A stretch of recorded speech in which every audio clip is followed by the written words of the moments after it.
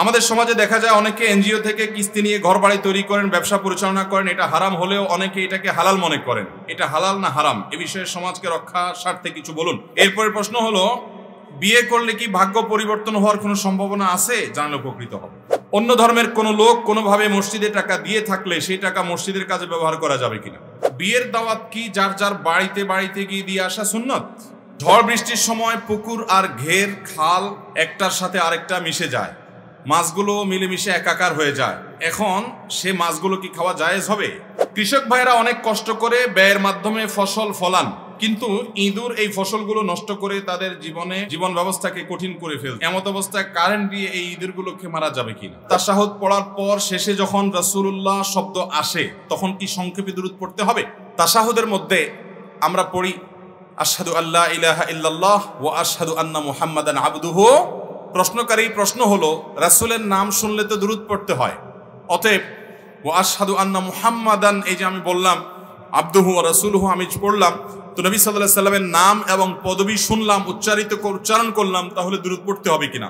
উত্তর হলো, নামাজের মধ্যে এটি উচ্চারণের পর দুরূদ পড়তে হবে। কারণ এর পরপরই এই তাশাহুদ পড়ে শেষ করার পরেই আপনি শেষ বৈঠকে বিশেষ করে কি করবেন? দুরূদ পাঠ।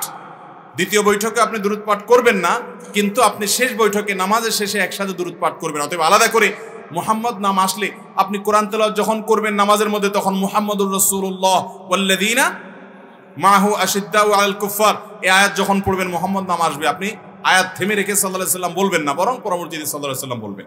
এরপরের প্রশ্ন হলো, বিয়ে করলে কি ভাগ্য পরিবর্তন হওয়ার কোনো সম্ভাবনা আছে? জানলে উপকৃত হবে।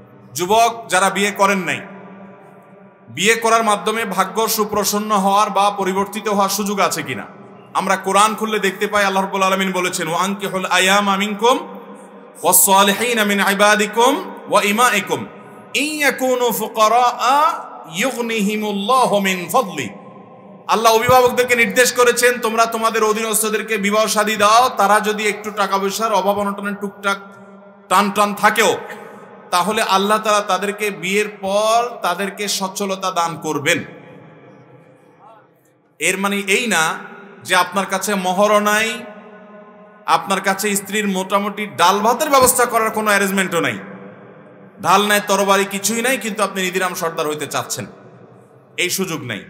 যদি আপনার মোহর দেওয়ার কোনো ব্যবস্থা না থাকে, ডাল ভাতের জোগাড় করারও ব্যবস্থা না থাকে, তাহলে ফাআলাইকা বিসসাওম, নবীজির নির্দেশ অনুযায়ী আপনি রোজা রাখবেন। বিয়ে করবেন তখন যখন আপনি মিনিমাম মোহরের ব্যবস্থা করবেন, ডাল ভাতের জোগাড় করতে পারবেন। তথাকথিত পায়ে দাঁড়ানোর দরকার নেই, ডাল ভাতের জোগাড় বউয়ের করতে পারলে, মোহর ব্যবস্থা করতে পারলে আপনি বিয়ে করবেন। এরপরে যেটুকু টানাটানি আছে, আল্লাহর ওয়াদা আছে আপনাকে অভাব দূর করে দিবেন। কয়েকজন সালাফ, ওমর রাদিয়াল্লাহু আনহু সহ কয়েকজন সালাফ থেকে বর্ণিত হয়েছে, আজাবান লিমান তলাবাল গিনা মিন গায়রি নিকাহ, ওই ব্যক্তিকে দেখে আমার আশ্চর্য হয় যে ব্যক্তি সচ্ছলতা চায় অথচ বিয়ে করে না। কারণ বিয়ে করলে আরেকজন যে আসবে তার রিজিকও আল্লাহ তাআলা নিয়েছেন না নেন নাই, অতএব তার রিজিক সহকারে আসবে ইনশাআল্লাহ বিইذنিল্লাহ। বিধায় এই হাদিসগুলো থেকে বোঝা যায় এবং আয়াত থেকে বোঝা যায় যে বিয়ে এটার মাধ্যমে আল্লাহ রাব্বুল আলামিন মানুষের জীবনে বরকত দান করেন, বরকত নাজিল করেন। আমাদের সমাজে দেখা যায় অনেকে এনজিও থেকে কিস্তি নিয়ে ঘর বাড়ি তৈরি করেন, ব্যবসা পরিচালনা করেন। এটা হারাম হলেও অনেকে এটাকে হালাল মনে করেন। এটা হালাল না হারাম, এ বিষয়ে সমাজকে রক্ষা স্বার্থে কিছু বলুন। ভাইরা আমার, আল্লাহর জমিনে যত হারাম উপার্জন আছে, এই হারাম উপার্জনের মধ্যে সবচেয়ে নোংরা, সবচেয়ে জঘন্য হারাম উপার্জন হলো সুদের হারাম উপার্জন। অন্য কোনো হারাম উপার্জন এত ভয়াবহ না। সুদের বিরুদ্ধে আল্লাহ রাব্বুল আলামিন, আল্লাহ এবং সুদকে আল্লাহ তাআলার বিরুদ্ধে এবং রাসূলের বিরুদ্ধে যুদ্ধ ঘোষণার শামিল বলেছেন। সুদের 70টা খারাপ দিকের ভিতরে সবচেয়ে আদনা, সবচেয়ে সাধারণটা, মিনিমামটা হলো নিজের মায়ের সাথে জেনা করার মতো নোংরামো, অশ্লীলতা, অসভ্যতার চাইতেও ভয়াবহ। আল্লাহ তাআলা এই হারাম কাজ থেকে আমাদেরকে বেঁচে থাকার তৌফিক দান করুন। সুদের কারবার করে সম্পদশালী হওয়ার চাইতে আপনি হালাল টাকায় অল্প উপার্জন করেন, ব্যবসা বাণিজ্য ছোট রাখেন, ইনশাআল্লাহ বিইذনিল্লাহ আল্লাহ তাআলা বরকত দান করবেন। বরকত ভিন্ন জিনিস, সম্পদ আহরণ করা ভিন্ন জিনিস। হারাম টাকা অনেক কামাই করলেন, সব হাসপাতালে ডাক্তারদেরকে, চাঁদাবাজদেরকে, মাস্তানকে, অমুককে তমুককে দিয়ে শেষ করলেন, মানুষ লুটপাট করে নিয়ে গেল, এটাকে বরকত বলে না। আপনি যতটুকু উপার্জন করবেন, ভোগ করতে পারবেন, নিয়ে যেতে পারবেন দুনিয়াতে এবং আখেরাতে, সেটা হবে হালাল উপার্জনে। অতএব হারাম থেকে বাঁচার জন্য ইমানের শক্তি দরকার। আল্লাহ আমাদেরকে সেই তৌফিক দান করুন। 1 কেজি কুকুরের গোশত বা 1 কেজি শুকুরের গোশত আপনি হালাল টাকা দিয়ে কিনে আনলেন বাজার থেকে, যদি কোথাও বিক্রি হয়, আনার পর সেটা রান্না করে খেলেন, আপনার গুনাহ হবে, যেহেতু শুকর এবং কুকুর হারাম করেছেন আল্লাহ তাআলা। কিন্তু এর কারণে যতটা গুনাহ হবে, আপনি সুদের কারবার করে যে উপার্জন করেছেন ওই টাকা দিয়ে হালাল গরুর গোশত কিনে এনেছেন, গুনাহ তার চেয়ে বেশি হবে। কথা বুঝেন নাই? আল্লাহ রাব্বুল আলামিন এই সুদের কারবার থেকে আমাদেরকে বেঁচে থাকার তৌফিক দান করুন। সুদের 10টা ভয়ঙ্কর দিক কোরআন হাদিসের আলোকে আসছে। আমি দীর্ঘ হয়ে যাবে, সেদিকে যাচ্ছি না। নবী করিম সাল্লাল্লাহু আলাইহি সাল্লামকে মেরাজ নিয়ে আল্লাহ তাআলা কয়েকটা অপরাধের শাস্তি দেখিয়েছেন। এর ভিতরে একটা হলো এই সুদের শাস্তি। এটার দামি শাস্তি, মক শাস্তি জাহান্নামে আল্লাহ তাআলা এটা নবী সাল্লাল্লাহু আলাইহি সাল্লামকে দেখিয়েছেন। আল্লাহ আমাদের ভাইদেরকে, আমাদের সমাজের সমস্ত মানুষদেরকে এই সুদের লোভ থেকে বেঁচে থাকার তৌফিক দান করুন। শয়তানি এই দুনিয়া দাঁড়িয়ে আছে গোটাটা সুদের উপরে, তাই বলে আমি ব্যক্তি ইচ্ছাকৃতভাবে সুদের কারবার করব না, সুদের কারবারে জড়াবো না। আল্লাহ তাআলা আমাদেরকে সেরকম ঈমানি শক্তি এবং তওবা করার তৌফিক দান করুন। এরপরে প্রশ্ন হলো, ঝড় বৃষ্টির সময় পুকুর আর ঘের খাল একটার সাথে আরেকটা মিশে যায়, মাছগুলো মিলেমিশে একাকার হয়ে যায়, এখন সে মাছগুলো কি খাওয়া জায়েজ হবে? ঘেরের এলাকা এটা না, এই জন্য ঘেরের প্রশ্ন। ভাই, আমাদের দেশ নদীমাতৃক দেশ, জলোচ্ছ্বাস, ঝড়, বন্যা প্রতি বছরই হয়ে থাকে। অতএব বন্যার কারণে কোনো পুকুরের পানি এটা উপচে পড়ে যদি মাছগুলো বের হয়ে যায়, কোনো ঘেরের মাছ যদি বের হয়ে যায়, অন্য জায়গায় চলে যায়, যেহেতু এটা কারোর নিয়ন্ত্রণে নয়, কেউ কারোর হাতেও নয়, অতএব সাধারণ অবস্থাতে এটা অন্য কোথাও চলে গেলে সেটা তার জন্য জায়েজ হবে ইনশাআল্লাহ। তবে ধরুন আপনি জানেন যে আপনার পাশের ঘেরওয়ালা তিনি অমুক মাছ চাষ করেছেন, বা পাশের পুকুর অমুক মাছ চাষ করেছে, আপনার পুকুরে এরকম কোনো মাছ চাষ করে নাই, প্রচুর মাছ আসছে, তাহলে সেক্ষেত্রে তো আপনি বুঝতেই পারছেন যে এই মাছটা তার, আপনার এখানে এসেছে। আপনি এটা যদি তার কাছে ফেরত দিতে পারেন বা তাকে বলতে পারেন, সেটা হবে আপনার তাকওয়ার দাবি। তবে যদি এরকম চলে আসে, তাহলে সেক্ষেত্রে যেহেতু আপনি ডেকে আনেন নাই, এটা এমনিতে চলে আসছে এবং এটা কারো নিয়ন্ত্রণেও নয়, তবে সেটা সাধারণ অবস্থাতে যখন চেনা যাবে না, কিছুই না, সেটা হালাল হবে ইনশাআল্লাহ। অন্য ধর্মের কোনো লোক কোনোভাবে মসজিদে টাকা দিয়ে থাকলে সেই টাকা মসজিদের কাজে ব্যবহার করা যাবে কিনা? কোনো ভিন্ন ধর্মাবলম্বী যদি মসজিদে দান করে, উন্নয়নমূলক কাজে বা যে কোনো ফান্ডে, সেই টাকা নেওয়া জায়েজ আছে, যদি তিনি সেই টাকা দান করে মসজিদের উপরে কোনো প্রকার খবরদারি সৃষ্টি করার আশঙ্কা না থাকে। মসজিদকে কোনো প্রকার প্রভাবিত করে সেখানে শিরক কুফর হবে, অন্যায় হবে, এরকম কিছু করার আশঙ্কা যদি না থাকে, হতে পারে একজন হিন্দু, একজন খ্রিস্টান, অন্য কোনো ধর্মাবলম্বী তিনি মসজিদে দিতে চাচ্ছেন, তখন সে তার টাকাটা নেওয়া জায়েজ আছে। বিশেষ করে তাকে ইসলামের সৌন্দর্য দেখাবার স্বার্থেও এটি প্রয়োজন আছে। কিন্তু যদি কোনো প্রভাবশালী ব্যক্তি এই টাকা দিয়ে মসজিদের উপরে প্রভাব খাটাবে মনে হয়, তাহলে বিভিন্নভাবে সেটা ডিনাই করতে হবে, আদারওয়াইজ সেটা নেওয়া নাজায়েজ হবে না। কৃষক ভাইরা অনেক কষ্ট করে ব্যয়ের মাধ্যমে ফসল ফলান, কিন্তু ইঁদুর এই ফসলগুলো নষ্ট করে তাদের জীবন ব্যবস্থাকে কঠিন করে ফেলছে। এমত অবস্থায় কারেন্ট দিয়ে এই ইঁদুরগুলোকে মারা যাবে কিনা? যেই কোনো প্রাণী যদি উপদ্রব সৃষ্টি করে, সেটা ইঁদুর হোক, সেটা পিপিলিকা হোক, সেটা অন্য কিছু হোক, সেটা মারাটা ইসলামের সম্পূর্ণ জায়েজ আছে। নবী করিম সাল্লাল্লাহু আলাইহি সাল্লামের সামনে এক সাহাবী একজন পিপিলিকা হত্যা করছিলেন, তিনি আগুন দিয়ে পুড়িয়ে হত্যা করছিলেন। নবী সাল্লাল্লাহু আলাইহি সাল্লাম সেটাকে ডিনাই করেছেন, অস্বীকার করেছেন যে না, আগুন দিয়ে পুড়বে না, কারণ এটা নির্মমভাবে হত্যা করা হলো। তাকে যদি হত্যা করতে হয়, সে তোমার উপদ্রবের কারণ হয়, অবশ্যই তুমি হত্যা করতে পারো, আল্লাহ তাআলা তোমার জন্য সেটাকে জায়েজ রেখেছেন, কিন্তু তার মানে এই না যে তুমি নির্মমভাবে করবে। ইঁদুরকে আপনি যদি কোনো বিষ প্রয়োগ করে বা অন্য কিছু দিয়ে হত্যা করেন, যেটাতে সে মৃত্যুবরণ করলো, মারা গেল, নিধন হলো, আপনি উপদ্রব থেকে বাঁচলেন, ঠিক আছে। কিন্তু ইঁদুর মারার জন্য আজকাল দেখবেন এক ধরনের আঠা বের হয়েছে, এই আঠা দিয়ে রাখা হয়, আঠা ইঁদুর পড়ে। আমি এরকম দেখেছি যে সে আঠা ইঁদুর পড়ার পর, আঠা তো আর মূলগতভাবে কোনো হন্তারক নয় বা এটা তো কোনো প্রাণ হরণকারী না, আঠার মধ্যে পড়ার পর দেখা যায় ওই ইঁদুর না খেতে খেতে দীর্ঘদিন ওই অবস্থা পড়তে পড়তে পড়তে একটা পর্যায়ে সে মারা যায়। অথবা ওখানে ধরা পড়ার পর, ওখানে পড়ার পর এবার সেই ইঁদুরকে আপনি টেনে উঠানোর চেষ্টা করছেন, কিন্তু আঠার কারণে, ভয়ঙ্কর আঠা এটা, এই আঠার কারণে দেখা যাচ্ছে তার চামড়া ছিলে থেকে যাচ্ছে আঠার সাথে, আর তার শরীরের আরেক অংশ আপনার হাতের সাথে চলে আসছে। তো ইঁদুরকে এভাবে নির্মমভাবে অপ্রয়োজনে কষ্ট দিয়ে হত্যা করা ইসলামের দৃষ্টিতে জায়েজ নাই। এমনিতে নিধন করলে সেটা কি হবে না? হারাম হবে না। কিন্তু কৃষক ভাইদের জন্য সুসংবাদ আছে। সুসংবাদটা হলো, নবী করিম সাল্লাল্লাহু আলাইহি সাল্লাম বলেছেন, মা মিন মুসলিমিন গারাসা গারসান আও যারআ যারআন আও গারাসা শাজারান আও কামা ওয়ারাদা ফিল হাদিস।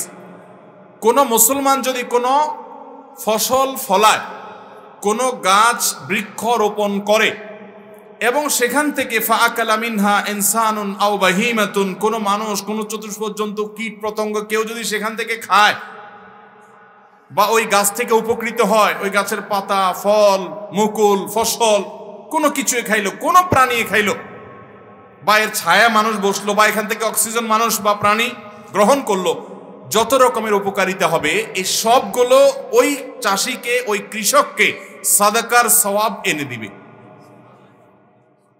আপনাদের বাগেরহাটের কোনো স্বনামধন্য ব্যক্তি, কোনো ব্যবসায়ী, কোনো দানবীর, কোনো নেতা যদি চান যে বাগেরহাটের এই শহরে, এই জেলাতে আমরা কয়েক হাজার কীট পতঙ্গ, পোকা মাকড়কে দাওয়াত করে একবেলা খাওয়াবো, কাজটা কি সহজ না কঠিন?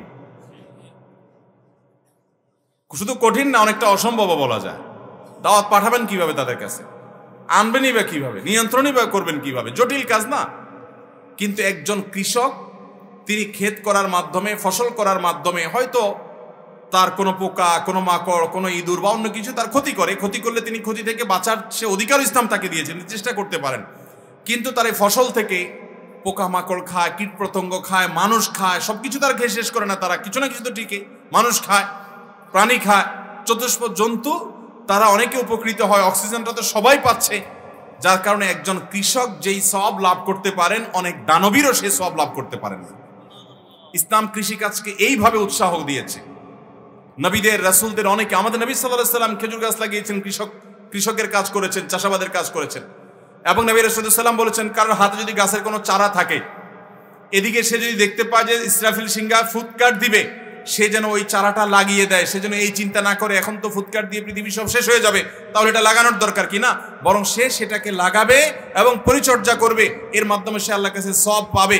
অতএব আমাদের দেশে এখনো পর্যন্ত প্রচুর পরিমাণে বনায়নের প্রয়োজন, বৃক্ষরোপণ করা দরকার। যে পরিমাণ মানুষের বসবাস আমাদের দেশে, সুস্থ স্বাভাবিকভাবে অক্সিজেন পাওয়ার জন্য এবং আমাদের প্রাকৃতিক পরিবেশ ঠিকঠাক বজায় থাকার জন্য, ভারসাম্যপূর্ণ অবস্থায় থাকার জন্য আরো প্রচুর পরিমাণে আমাদের গাছ লাগাতে হবে। এই গাছ লাগানোটা শুধুমাত্র দুনিয়াবি কাজ না, এটা ইবাদত, এটা সওয়াবের কাজও। অতএব আমরা এই সওয়াবের কাজটা করবো তো ইনশাআল্লাহ। তাহলে কৃষকের ফল থেকে, ফসল থেকে যদি কোনো প্রাণী খায়, তিনি আল্লাহর কাছে সওয়াব পাবেন। আর যদি কেউ তার উপদ্রব করে, তাহলে সে সেটাকে নিধন করার সুযোগ এবং যথাযথ নিয়মে ব্যবস্থা গ্রহণ করার অধিকারও তার ইসলাম দিয়েছে, এটা যেন তার কোনো গুনাহ হবে না। এরপরে প্রশ্ন হলো, বিয়ের দাওয়াত কি যার যার বাড়িতে বাড়িতে গিয়ে দিয়ে আসা সুন্নত? এটা হলো আমাদের বাঙালি সমাজের সুন্নত, এটা আল্লাহ রাসূলের সুন্নত না, ইসলামের নির্দেশ না। আমাদের বাঙালি সমাজের সুন্নত হলো, নিয়ম হলো যে বিয়ে যদি কেউ করার নিয়ত করেছে, তো এই বেচারার মতো কপাল পোড়া আল্লাহর জমিনে আরেকটা আর নাই। কারণ বিয়ে করার নিয়ত করছে মানে হলো সে এমন ফাঁসা ফাঁসছে, কাউকে যদি দাওয়াত দেয়, অনেক আগে দাওয়াত দিলে দোষ, যে এত আগে দাওয়াত দিছ, শেষ মুহূর্তে তার রিমাইন্ড করো নাই, তার মানে তুমি কেয়ার করো নাই, তোমার দাওয়াত আমি কেন যাবো, গেল না।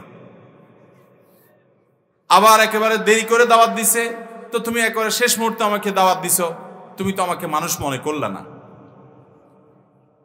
সশরীরে দাওয়াত দিছে, তুমি নিজে বিয়ে করবা, বাবা তুমি আসছো দাওয়াত দিতে, তোমার বাপ নাই, সে আসতে পারলো না, তার মানে আমাদের তুমি কোনো মানুষ মনে করো না, চাইলাম না দাওয়াত। এইরকম অনাচার আমাদের সমাজে আছে না নাই? ভাইরা আমার, এগুলা পরিষ্কার জুলুম, একেবারে পরিষ্কার জুলুম। বিয়ের উদ্যোগ নিছে তো বাপ বেটার অবস্থা কাহিল, বাড়িতে বাড়িতে যাইতে হবে, ফুসলাইতে হবে, 16 আনা আবার দাওয়াত দিতে হবে, বলতে হবে সবাই এসে খাবেন হানতান। এই সমস্ত রোগ আমাদের সমাজে আছে না নাই? আল্লাহ রাব্বুল আলামিন এই ধরনের কুসংস্কার থেকে আমাদেরকে বেঁচে থাকার তৌফিক দান করুন। যারা দাওয়াত খাইতে আসে তাদের যে এত ভাবসাব শরীরের মধ্যে, এটার একটা কারণ আছে। ওইটার কারণ হলো আপনারা যারা দাওয়াত দেন, আপনারাও আবার ওই অনেকে, সবার কথা বলছি না, অনেকে আবার ছোট লোকের মতো টেবিল চেয়ার নিয়ে উপহার নেওয়ার জন্য বসেন। আরে ভাই, হোটেলের ব্যবস্থাপনাও তো এর চাইতে আরো সম্মানজনক।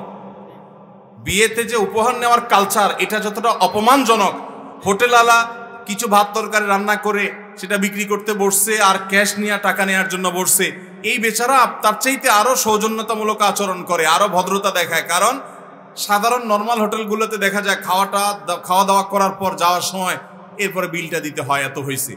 আর বিয়ের বাড়িতে দাওয়াত খাইতে হলে ঢুকার সময় প্রথমে টেবিলে টাকা দিয়ে তারপর ঢুকতে হয়। খাবে 500 বা 1000 টাকার এক প্লেট খানা, কিন্তু দিতে হবে কয়েক হাজার টাকা। এই জন্য যারা দাওয়াত পাবে তাদের শরীরে ভাব আসে না দাওয়াত ফোনে দিলে হবে না, আসতে হবে, তুমি আসলে হবে না, তোমার বাপ আসতে হবে, আগে দাওয়াত দিলে হবে না, পরে আবার বলতে হবে, অনেক ভাবসাব চলে আসে। কারণ সে তো জানে 1000 টাকার খানার জন্য 5000 দেওয়া লাগবে। এই জন্য উভয় পক্ষকে সোজা হইতে হবে। দাওয়াতের নামে চাঁদাবাজিও করা যাবে না, আর দাওয়াত চাওয়ার নামে মানুষকে কষ্ট দেওয়া অহেতুক এ সমস্ত কালচারের বেড়া জালে আবদ্ধ করতে বাধ্য হওয়া করাও যাবে না। আল্লাহ তাআলা আমাদেরকে স্বাভাবিক জীবন যাপন করার তৌফিক দান করুন। নবী সাল্লাল্লাহু আলাইহি সাল্লামের সাহাবীদের একটা বৈশিষ্ট্য ছিল, কানু আকাল্লুহুম তাকাল্লুফান, তারা সবচেয়ে বেশি তারা লৌকিকতা মুক্ত ছিলেন। এই সমস্ত ভেজাল ছিল না। একজন ভালো মুসলমান এই সমস্ত পেশফুস ধরে না, তিনি সহজ সরল হওয়ার চেষ্টা করেন। অতএব দাওয়াত নিয়ে, এটা নিয়ে, সেটা নিয়ে যে সমস্ত পেশগোস আমরা ধরি, এগুলো কোনো ভালো মুসলমানের আলামত না। মুসলমান নিজের কথা চিন্তা করবে, আরেকজনের দোষে তো ধরবে না, চিন্তা করবে যে আমার কোনো ত্রুটি হয়েছে কিনা। আল্লাহ আমাদেরকে সেরকম মানুষ হওয়ার তৌফিক দান করুন। এবং মানুষের দোষ ধরা এটা কোনো ভালো গুণ না, এটা কোনো ভালো গুণ না। মানুষের গুণটা দেখবো আর নিজের দোষটা দেখবো, এটাই হলো ইমানদারের গুণ এবং মুসলমানের গুণ। আল্লাহ তাআলা আমাদেরকে সেরকম গুণ ধারণ করা, সেরকম গুণ অর্জন করার তৌফিক দান করুন। জাযাকুমুল্লাহু খায়রা ওয়া আখিরু দাওয়ানা আলহামদুলিল্লাহি রাব্বিল আলামিন।